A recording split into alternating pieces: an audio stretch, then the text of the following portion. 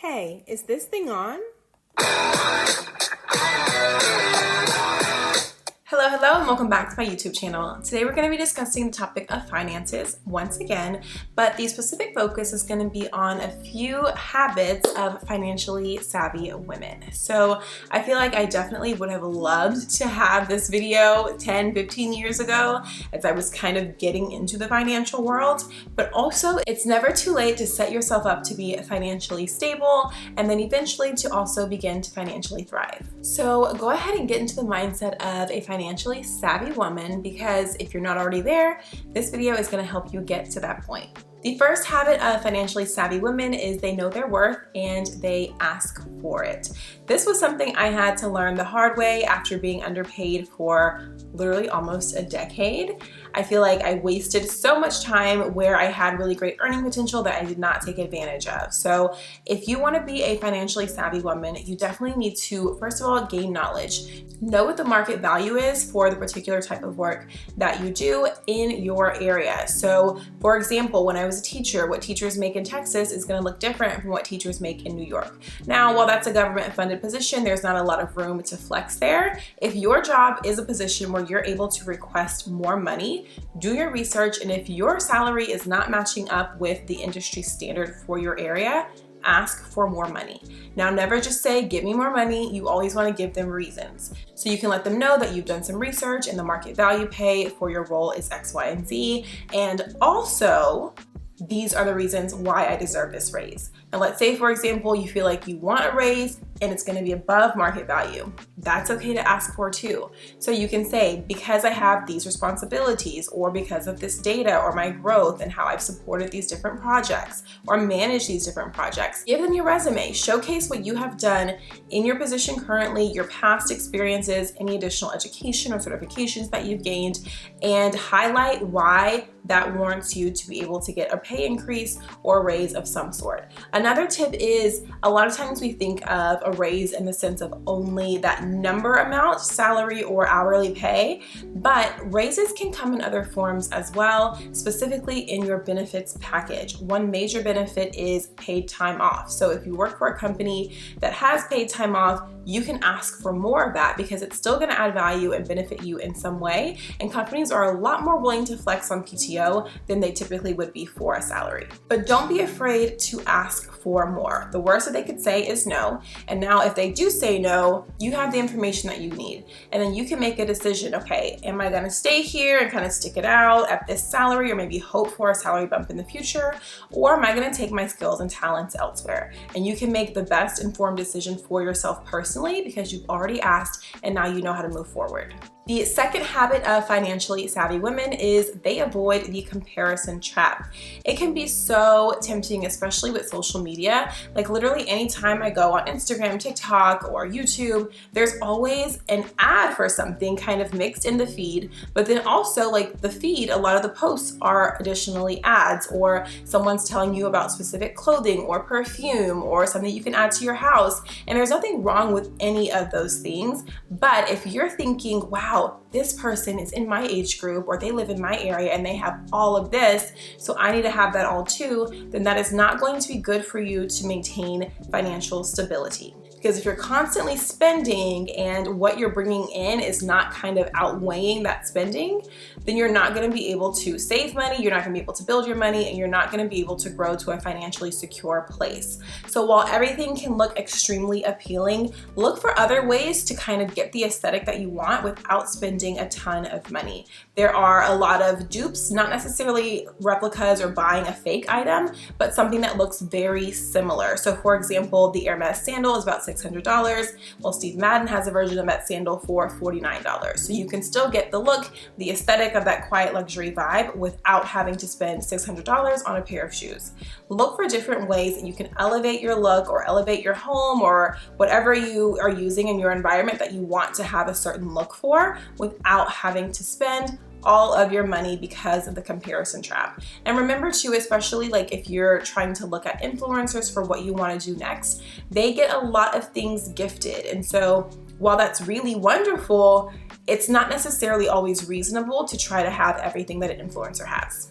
One of my favorite bloggers on Instagram, Taryn Newton, she always says like your wardrobe should never look like a fashion blogger's wardrobe, because we get so many things. They do collaborations with different companies, they all share and send that to each other, and then also they get an allotment to spend a lot of the time with a company to purchase clothes to then be able to market those clothes. So don't compare yourself so much to where you're thinking that it's so easy to attain all of these things and you're spending money that you really do not need to be spending. The third habit of financially savvy women is they know how much money they have and they have a plan for how they're going to spend that money, otherwise known as a budget. I've spoken about my favorite budget sheet before on this channel, but I like the system of a zero-based budget worksheet. So literally every single month, actually twice a month, I sit down and I look at the budget and I make sure that everything can be paid, and also I check where we're overspending. So like I have a category for home items, a category for gas, a category for eating out. And if I'm like, hey, we spent way more eating out this month than our budget allotted, okay, so now I can plan accordingly. What am I going to do next month to make sure that our eating out budget stays within range? Or ideally, we don't eat out at all. Don't be afraid of looking at your money. You need to know what is going on. And this is another tip as well for any stage that you are in life. If you are single and you're managing your own finances, even more so, you need to stay on top of how much you're bringing in, how much you're spending, and exactly where your money is going to see potential areas for growth and improvement.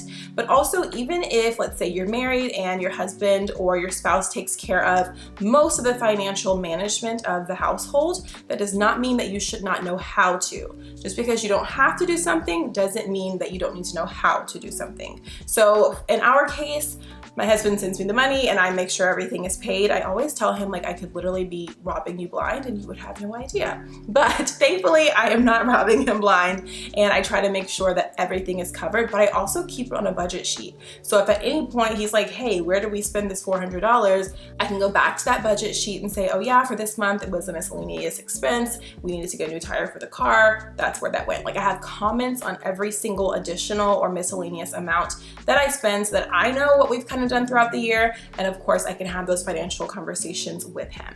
But even if you are not managing the finances, you need to make sure that you know what's going on, like things like who your mortgage lender is, who's your car insurance company, when all of your bills are due. Stay on top of those things. Late fees are just ridiculous. That is how companies and banks are making a big chunk of their money, because they're depending on you to be late on your payment. So try your best to make sure that there's no reason that you're falling behind on these things and spending extra money on late fees than you need to be spending. Pay attention, check your bank account regularly. Anything that looks off, go over it, figure out where you spent it. If you didn't spend it, you need to make a fraud report. Stay on top of these things, and that is going to make your life so much easier. The fourth habit of financially savvy women is they save before they spend. And one of the easiest ways to do that is to automate your savings. So for example, if you have direct deposit, it goes straight into your bank account. You can set up immediate withdrawals to your savings account. So you don't have to go in and do it every single time or say, well, I'm not gonna put as much in savings because I wanna spend on this. No, set it up, keep it there, have a set amount that goes into your savings every single time that you get paid. That way you never are lacking on your savings. And remember, you're saving for a purpose. You can spend that money eventually if you need to, but it also can come in handy for bigger ticket items like purchasing a new car or purchasing a home or going on a great vacation. Or in my case, I spent a big amount of my savings, well, not a huge amount because I was still like budgeting very well, but like when I was wedding dress shopping, I didn't want to have to kind of limit what I wanted based on budget. I knew that I wanted to buy my dress myself. So I was able to use my savings to purchase that dress. And then also now we use savings regularly for a lot of different things in our lives.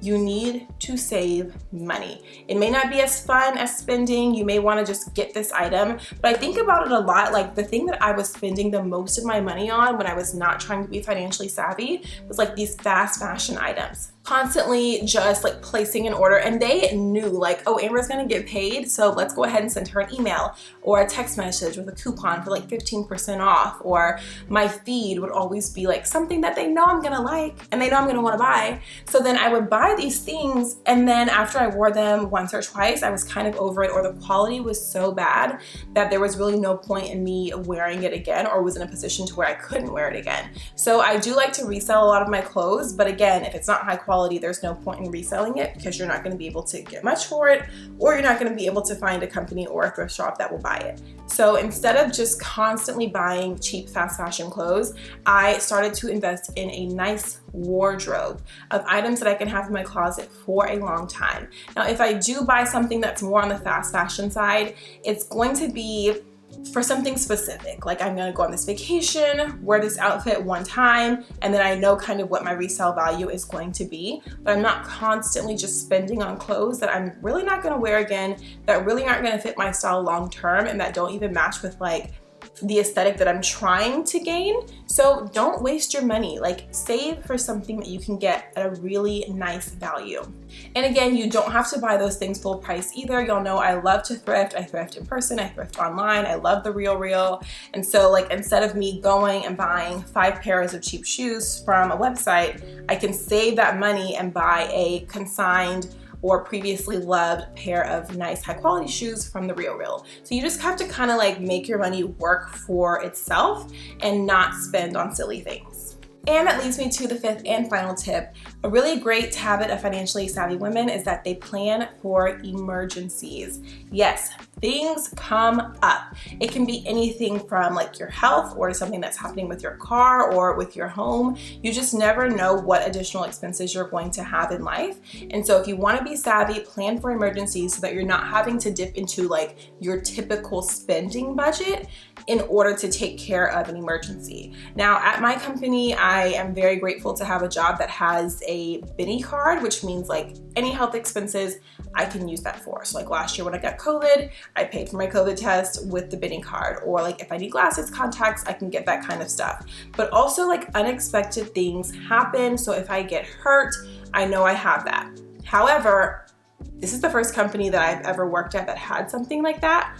And so realistically, when things come up with your health, you're going to need to have some type of health savings account that you can use and dip into when things happen. Another one is a car sinking fund. I'm taking my car to get tires. Just thinking about it, like, it's so upsetting. But it's fine, it's fine. We're gonna do it because this is what you save for. Honestly, I've had my car now since March of 2021. Have I had my car 2 years? I guess I have. I guess I've had my car for 2 years. But anyways, throughout that time, I've never had to replace the tires. Well, it's time to replace the tires now, and it's going to cost a very pretty penny for 4 brand new tires on the car that I drive.